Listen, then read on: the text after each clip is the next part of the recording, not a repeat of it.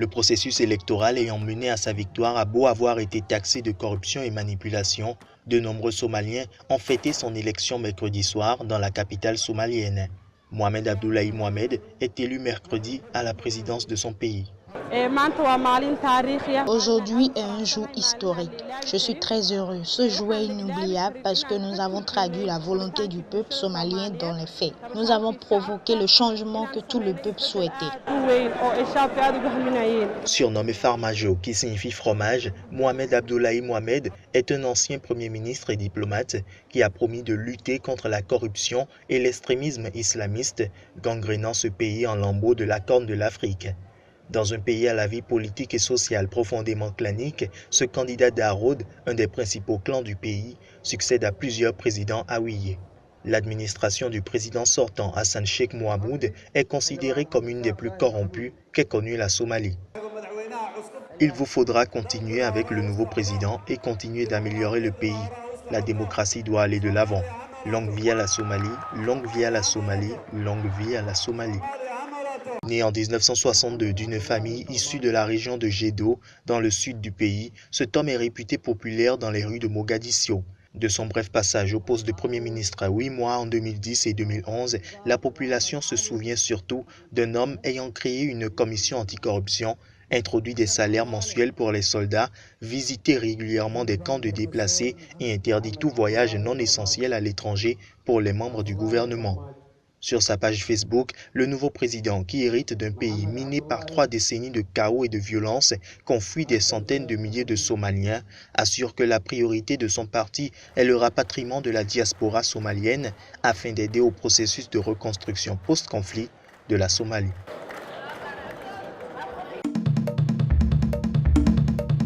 Le gouvernement tient ici à dire quand même qu'il condamne et qu'il déplore ces formes violentes de revendication.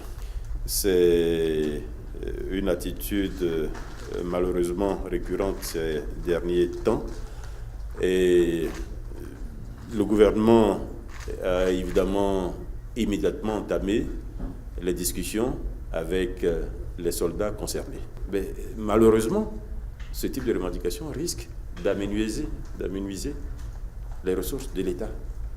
Ce type de revendication risque de donner moins de possibilités à l'État de traiter les questions qui lui sont posées. Assisterait-on à un feuilleton de privation de liberté de la presse en Afrique?